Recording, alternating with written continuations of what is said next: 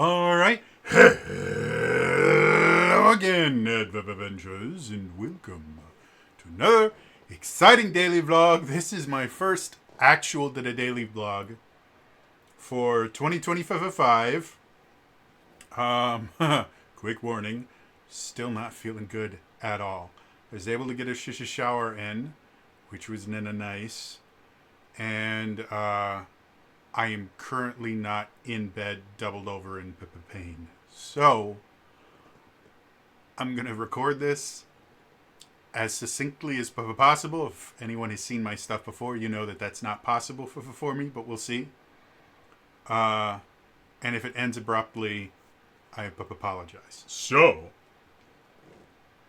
let's talk about Lancer. And I need to do a drink. Okay, so each December, I run a mini campaign using a system I've never run before. This year, I ran a game using the Lancer tabletop RPG system. It's an indie game. You can get it on itch.io. They have their own website. I think they might also be on DriveThruRPG. Can't remember, but it's a small indie team of I think like 2 people that make this game. And it's basically like anime style mech robot combat stuff. I decided to modify it a bit so that I could use it to run a Metroid themed campaign. And the only real change I made to it was instead of them piloting these massive, like 10, 20, 30 foot tall mechs, each one of them, their mech, or their frame is what they call it in the game, was just their power suit. So a size 1 mech would be basically the equivalent of like Samus in her kind of full power suit form. Size 1/2 mech would basically be the size of Samus in her Zero suit form. And then size 2 and size 3 would just be bigger and bigger versions of suits, but none of them would get much larger than like maybe like 12, 13 feet tall. And that was the only change I really had to make. So running the game itself, first things first, probably the biggest thing that I learned, and a lot of it came from me running Fabula Ultima the year before. Fabula Ultima is kind of similar to Lancer in the idea that the vast majority of the game and the rules built into the game are designed around combat. There's very, very little role-playing rules. There isn't a skill system. In Lancer, they have what are called triggers, which are basically these kind of short phrases that replace a more defined skill system. And the thing with Lancer is if you play Lancer the way it's described in the book, the only time you use these skills is when you are not in your mech. So a lot of the criticism that I've seen for Lancer, and that's not to say that people are upset with Lancer. Lancer does exactly what it says on the tin, to use the phrase. It's a mech combat TTRPG. And the mech combat aspect of it works really well. It is...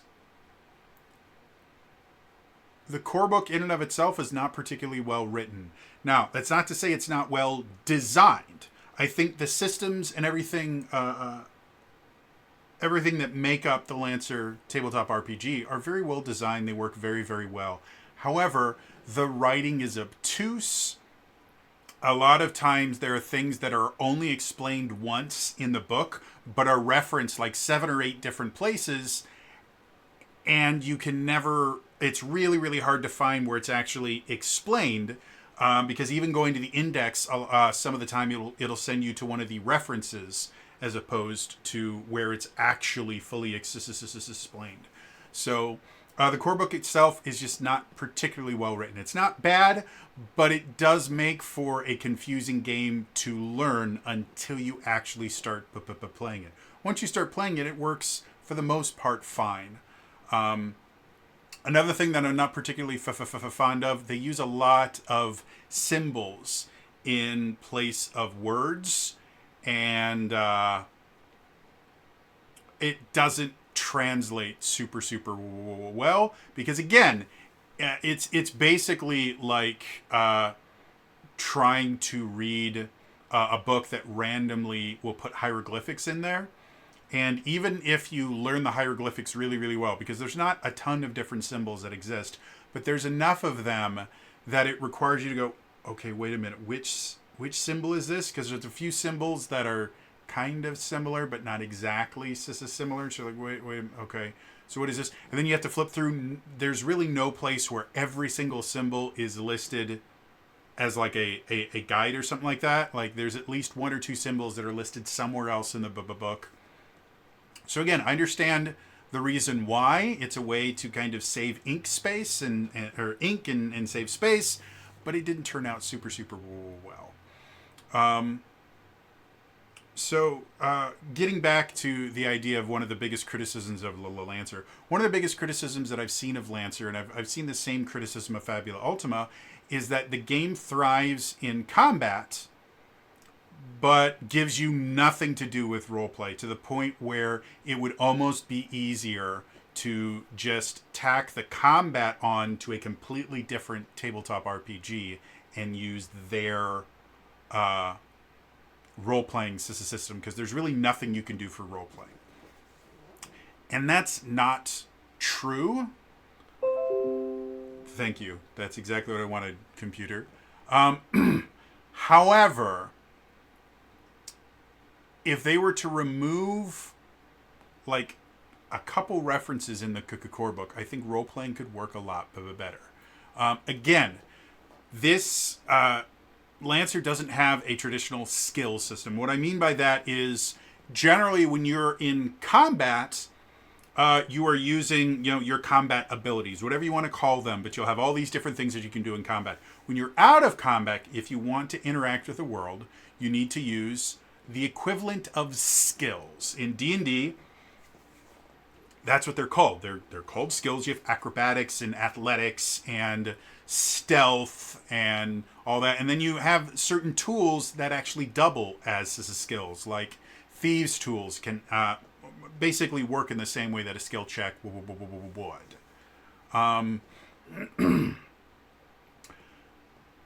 Because there is no inherent skill system, because the way most people view tabletop RPGs is, okay, this is combat and this is out of combat. And because there's no skill system, which is how most people divide, well, skills are non-combat, abilities or powers or whatever you want to call them, those are combat. Because there's no skill system, people just assume that there's nothing you can do to create interesting role-playing encounters. And I don't think that's true. And it definitely wasn't true in our game. We technically only had 3 combat encounters. One of those combat encounters didn't involve the players actually fighting the enemy. I had them fighting an Emmy from Metroid Dread. And I made it invincible. There was nothing that they could do to stop the Emmy in any way, shape, or form. Or there's nothing they could do to damage the Emmy in any way, shape, or form. So all of their weapons, all of their powers and things like that did damage were completely useless. However, I had basically this sprinkler system built in that would go off on regular intervals, and if they could move the Emmy close enough to one of them a set number of times, it would eventually freeze the Emmy, and that would allow them to beat it. So it was more of a puzzle than actual combat. So in 4 sessions, we technically had 2.5 combats. Everything else was all role-playing and exploration and things like that. And I didn't force them to leave all of their mechs behind in order to do that. And I think that's the biggest issue with how Lancer presents the game. Basically, when you're in your mech, all you do is combat. When you're out of your mech, you use your pilot statistics, you use the triggers, you use the pilot gear and stuff like that. And so that's how they kind of separate role-playing versus combat, is when when you're in your mech, the only thing you can do is combat. When you're out of your mech, the only thing you can do is role-play, with a few rare exceptions. Pilots can like leap out of the mech mid-combat and try to attack other mechs and things like that. It ends poorly. It ended very poorly in my campaign. I won't ruin it for anyone that hasn't watched the last episode that I haven't uploaded yet. But suffice it to say, things happened. And so because of that, the cool part of Lancers, I've got this super cool robot that I get to do super cool stuff with. And then the only time I get to use my triggers and things that are not a part of the robot is when I don't have the robot. And that's really not all that much fun. So the only like really big change that I had to make role-playing work really well is basically anytime they were using their mech specifically to do something, trying to rip a door off its hinges, trying to use their scanner system to locate something, we would use their mech stats. Anytime, whether they were in the mech or not, which they spent, I think, probably like 90% of the 4 sessions in their mechs.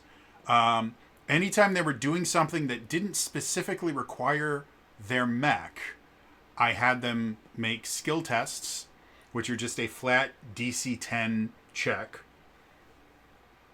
And they could use whatever triggers that they wanted. And I still stuck to the rule of you only get to add one thing to any roll.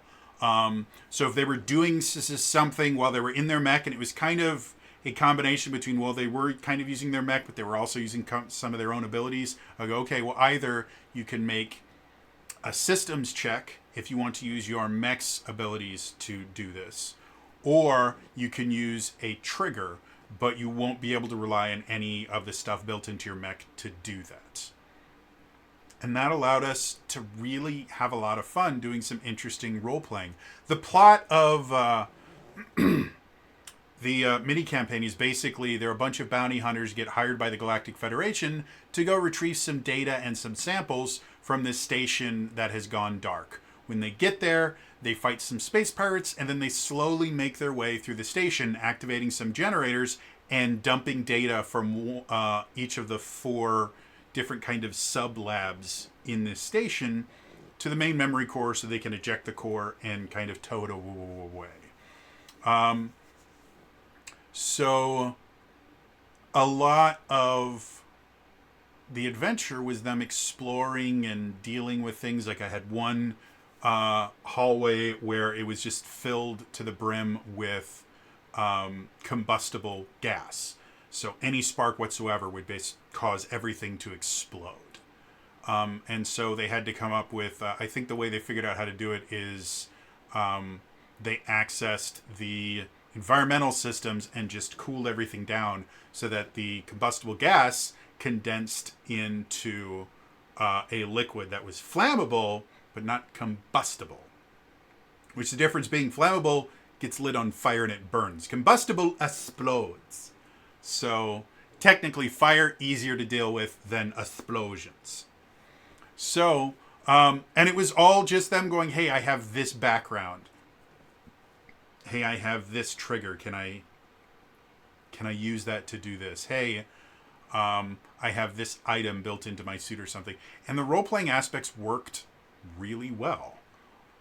Again, a lot of it I compare to how Fabula Ultima runs its quote-unquote role-playing, because they have kind of a similar system where you have your role-playing in and of itself is really kind of based on invoking a background and then invoking some of the other minor things that for the life of me, I can't remember what they're called. But anyway, But it works in a very similar manner where they don't have a traditional skill system. They just have a few kind of undefined terms that you can use in place of skills, and then combining that with your 4 stats that are built into Fabula Ultima. And so after running Fabula Ultima and realizing how to use a system like that to make interesting role-playing, it was pretty simple to do the exact same thing with Lancer. And I was able to give them kind of an interesting little dungeon crawl, which again was slightly easier with the fact that they weren't giant 30, 40 foot tall mechs. And they were significantly more human sized. But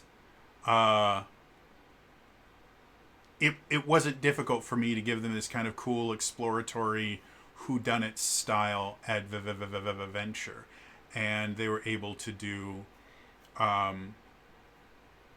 they were able to kind of investigate different things and kind of put puzzle pieces together. And then at the very end, they got into this cool final boss fight that was a lot of fun. And we had a cool resolution. So, yeah, I would say probably the thing that I think is most prevalent to running a fun Lancer campaign is don't feel forced to, anytime your players are in their mechs, force them to only use their mech stats. And they're not allowed to use their triggers or anything like that. Use the pilot skills and the triggers and stuff like that the same way you would a skill system in any other tabletop RPG. Like, can you use an athletics check in the middle of combat? Well, you can't use an athletics check to make your sword hit harder in D&D. That's what you have attack rolls for and things like that. However, in the middle of combat, if you want to flip a table over to give you something to hide behind, I would say that makes sense for an athletics check. And I think the same thing kind of works for Lancer. Yes, they do have, like, your hull stat is what you're supposed to use if you're doing anything kind of bulky with your mech. And that's perfectly fine. And I think, again, the justification that I eventually came to is the idea of if the only way that this thing works is that it's your mech doing it and you're just piloting it, then yes, you have to use one of your mech stats. However, if this is just something that you're trying to do based on, your own abilities, like I had 2 people that had either the hacker background or hacking abilities, and they were constantly hacking the systems of this space station. And I wasn't going to force them to make systems checks every single time because they both had triggers related to hacking. To me, that makes perfect sense. The mech itself is not the thing that's doing the hacking. They are hacking. Yeah, they're getting the interface through the mech, but they're the ones that are hacking. So, yeah, like I said, I think you can run a really role-play heavy game of Lancer. You just really have to understand and not quite be as limited of, no, the only time you use your triggers is when you're a pilot. When you're in your mech, the only thing you can do is do mech things. Let people kind of do both things. Because again, the coolest thing about Lancer is the frames, is the giant mechs that you play as. They're a lot of fun. And being a pilot feels really, really underwhelming. It's not to say never give them a chance to go out in pilot form. That was one of the things that I had wanted to do in my game, and I just didn't have enough time to do it because 4 sessions is not a lot of time. Yeah, give them chances to explore outside of their mechs, because again, you are significantly more vulnerable as a pilot than you are a mech. As a mech, if you get reduced to 0 hit points and lose all of your structure, your mech is destroyed, but your pilot still remains. And even if, like, you have a core meltdown where your mech explodes, you can still jump out and run away, and your pilot gets to live. But when you're a pilot, there's nothing. Once your hit points are gone, you're dead. And they do talk about cloning and stuff like that in the core book and in the standard kind of setting for the Lancer. So it's not like you can, death is the absolute end. But you do feel significantly more vulnerable as a pilot than a mech. And so using that can be really interesting. It can create some really interesting encounters. Create situations where the mech is just too large to be able to fit somewhere, but they still need to get someone in there. And so you send one of the pilot or all the pilots start exploring this place. Bad things happen. It's trapped or something like that. And the pilots start losing hit points. Well, now the players are going to feel challenged. Now the players are going to really be forced to use their triggers to come up with interesting things because there's nothing their mechs can do. Stuff like that makes for a much more dynamic, interesting game. One of the other things that I was less than thrilled that I didn't get to use, again, Lancer is a combat-based TTRPG. The vast majority of the rules are there for combat, and I think one of the things that Lancer does better than any other tabletop RPG I've seen is called sit reps. They have an entire section that basically describes different styles of combat encounters. For most people that play tabletop RPGs, once you roll initiative, the outcome is basically the same. There's bad guys, there's good guys. Whoever's team dies first loses. And that's the whole thing. You might get a little creative of, well, this bad guy is, protected by another person, or there might be elevation. But the basic idea behind it is whittle their hit points down before they whittle yours. And for a lot of people, that's what they want out of combat. They want things like that. Lancer doesn't do that. You can have your standard, hey, here's the bad guys, here's the good guys. Whoever kills the other guys first wins. And that was two of the three encounters that I ran were just, here's the bad guys, here's the good guys, find a way to kill them fast. However, Lancer gives, I want to say like 8 or 9 different, what they call sit reps, which are basically different kind of outlines of combat encounters.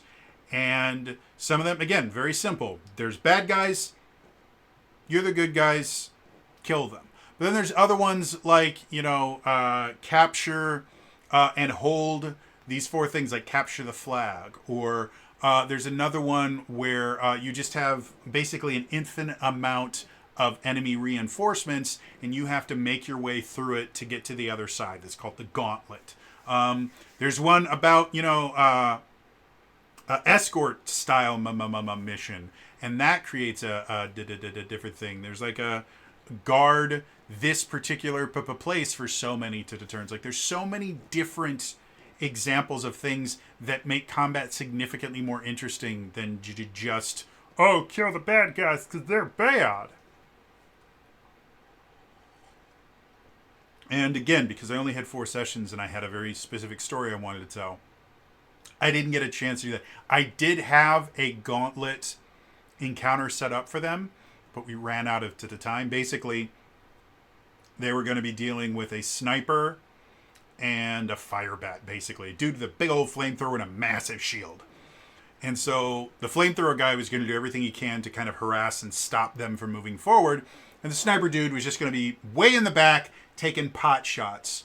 And their goal wasn't going to be to kill either of them. It was to get to a specific place to where they would be protected from the sniper and the fire bat, at where they would actually be on even terms. Because in this long hallway that I had designed, they were never going to be able to hurt this sniper before he was able to kill them all.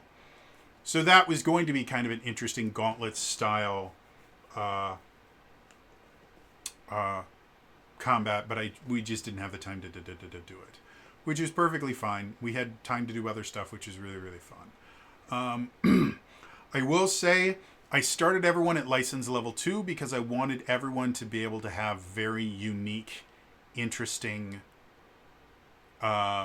mechs, suits, basically, because I wanted everyone to feel like a very unique bounty hunter. And I don't think that worked particularly well. I think if I had run at least 1 or 2 sessions at license level 0, so they could just get used to this is how everything works, I think the game probably would have run smoother. I don't regret starting them at license level 2 because it created some really interesting situations, and everybody chose their own mech. We all laughed about how all of the what are they called? The crazy mechs. I have to look this up because it's going to drive me nuts if I can't remember what it's called. There we go. It's not that hard. All right, mechs. Compendium. North Star, SSC, Horus. All the Horus mechs were just nonsense. And if you watch our session 0, I go, yeah, this group kind of does this well. This group is a little bit closer to this. Horus is nonsense. And they go, what do you mean Horus is nonsense? Look at the Horus ones. Look at the Balor. Look at the Lich. Look at all these just nonsense. Oh yeah, this is just crazy, just completely out of left field alien nonsense. And unfortunately, none of my players chose a Horus mech. But yeah, if you watch your session 0, you can see that a lot of things were kind of confusing to them, figuring out, and there was a bit of choice paralysis. Once they got more familiar with their mechs and how everything works, I think if I was to run another campaign where I was to let them build all new Kuka characters, it would go significantly smoother, because you really do need to play Lancer in order to understand it. Again, especially since, as I mentioned before, the book itself is not particularly well written. It's very confusing to understand. And if you're not good at replacing images with words, you will get confused very, very quickly, which is not something that everybody can do. What I mean by that is, again, things like accuracy versus disadvantage. Accuracy just allows you to roll a d6 and add it to your roll. It's really easy. It is depicted in the book as an octagon with a plus in it, which doesn't make a lot of sense, because what an additional accuracy does, it allows you to roll a d6, which is not octagon shaped in any way, shape, or form. It's either an octagon or a hexagon. I can't remember which, but it's not a cube or a square. And so it's a weird shape. And then disadvantage, I think that's what it's called. It's not inaccuracy. What's it called? I don't know. Icon primer. Let's go there. See if it tells me what. Accuracy and difficulty. That's what it's called. So it's hexagons. Yeah. So accuracy is a hexagon with a plus in it. Difficulty is a hexagon with a minus. Now I understand hexagon has 6 sides and a die has 6 sides. So maybe that's why they decided to use it. But a D6 is not shaped like a hexagon. It doesn't have hexagonal faces. There's nothing about it that looks like a hexagon. And so just having a weird white hexagon with a red plus in it doesn't make a lot of sense. And that's kind of how a lot of the symbols tend to work. Like the difference between burst and blast. They're both circles. Burst has a diamond in the center. Blast has a little target reticle in the center. Or the difference between kinetic energy and explosive symbols. Well, kinetic is basically the kind of null symbol, which is 0 with a slash through it.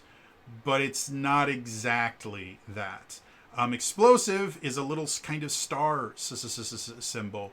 And it doesn't really make a whole lot of sense that kinetic damage is the null symbol and explosive damage looks like a little like compass rose kind of thing. So the symbols that they chose were not particularly great, and after they explain what the symbols are, they never actually reference the symbols ever again. They never actually call anything accuracy or kinetic or anything.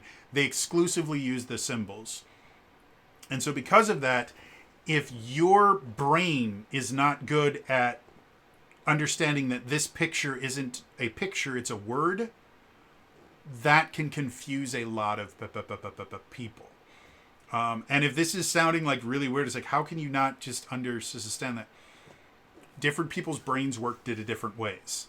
My particular brain, I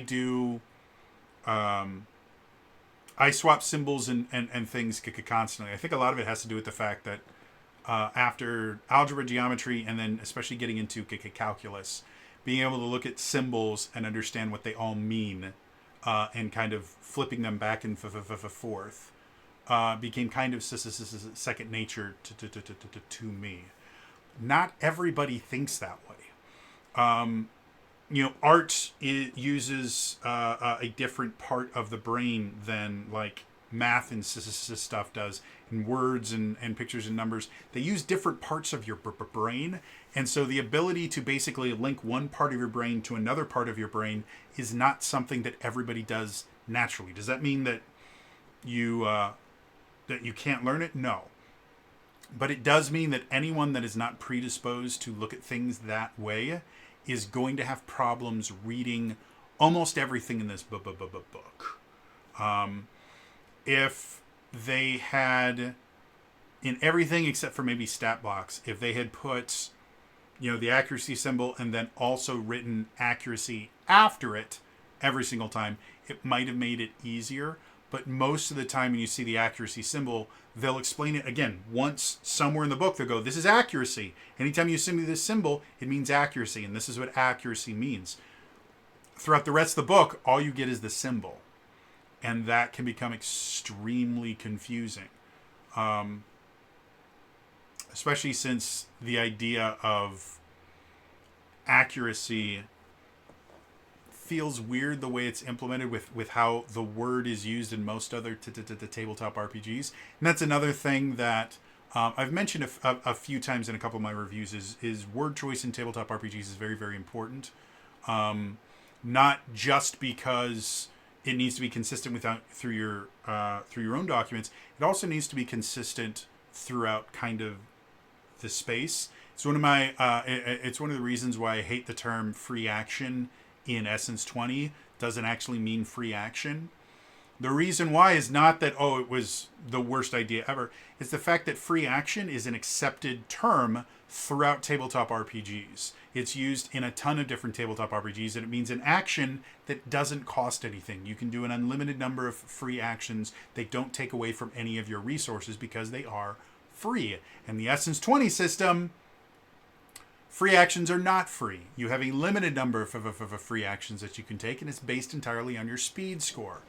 That creates a disconnect that can be very confusing to players, especially if players have played other systems. They go, this is a free action. I can just do this. No, you can't. You have to look at your speed score. You have to see how many free actions you have. But then they're not free. I have to spend my free stuff. If you're spending it, it's not free. If you have to pay for it, it's not free. How is that free? Same thing is true about accuracy. Well, if you get accuracy, then you add a d6. Okay, I guess that makes... And the opposite of accuracy is difficulty. Wouldn't it be inaccuracy? Like, difficulty seems like a very different thing. No, it's accuracy and difficulty. Again, accuracy exists not only in the tabletop RPG space, but it exists a lot in places where mechs are a little bit more popular, which is video games. And accuracy is not an additional die you roll. Accuracy is a percentage of how often you miss. And so by using it as accuracy is a bonus that helps you hit better, instead of accuracy as a rating of how often you hit, again, it becomes very confusing very, very quickly. If they had chosen different words, it probably would have worked better, in my personal opinion. Again, it's not to say that the design itself is bad. The system works very, very well. And once you understand it, you can do a lot of really cool, fun things with it. But if you don't understand the system, it very quickly turns into gobbledygook. So again, I kind of reiterate, poorly written core book, well designed core book. The design is there, the writing not so much. I'm trying to think if there's anything else I learned. Overall, system was a blast to play. I would love to continue that campaign. I would love to do even more stuff in Lancer. Now that I understand the system better, there's a lot of different things that I would love to do. I'd love to play like a Gundam Wing style adventure where they are piloting giant mechs and things like that. I think that could be a lot of fun. I'd love to do something even smaller. I'd love to do like a custom robo style adventure. If you're not familiar with custom robo, you missed out as a child.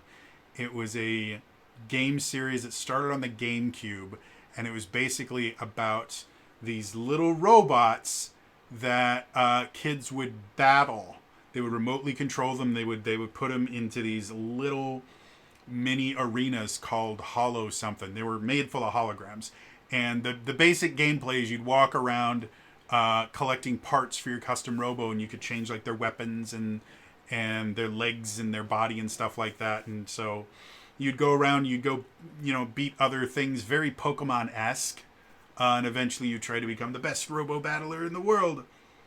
That, I think, could be really fun for a Lancer style game, where instead of you piloting these giant mechs, you're piloting these little toy robots whenever you're using your mech, and it would still work. There's some alternate rules that I really, really like. That there's a system where instead of using license level, you basically use, they call it mana. But it's basically you buy certain parts and the things like that to be able to create, like you buy your frames, you buy your weapon systems into the things like that, and that was an interesting kind of take on it. Overall, I think Lancer is a fantastic kind of short to medium form tabletop RPG. And what I mean by that is I could never see a Lancer campaign running like the two campaigns I'm running right now. I think one of them's been running for like 5 or 6 years. The other one's pushing like 8 or 9. I could never see a Lancer campaign lasting for 5 or 6 years. I think of a Lancer campaign, if you're playing regularly enough, I think if a Lancer campaign lasts longer than a year or two, you're probably either playing really infrequently, or you're kind of milking it for a little bit more than the game is designed around. And I don't think that's a bad thing in any way, shape, or form. I have very much got kind of burnt out on the idea of these big, massive, decade-long campaigns. Like, I think I've mentioned this on the channel before. I've told my players this before. Once I end both of my D&D campaigns, when they get to their eventual end, probably not going to be running anything for a while. Like at least 6 months to a year minimum, maybe longer. Doesn't mean that I'm not going to be having games run on that channel anymore. But I've already told my players, hey, start thinking if one of you guys wants to run something. Start thinking about what you want to run, because when this campaign is over, I'm not running. I want to play. I'll still stream it for you. I'll help you build assets and stuff like that. But I want to play. I don't want to run anything for a little while. I'm getting a little bit burnt out on that. And a lot of that is just my disability is getting worse and worse and worse. That will be a conversation we have when I talk about what I learned over Daily December this year.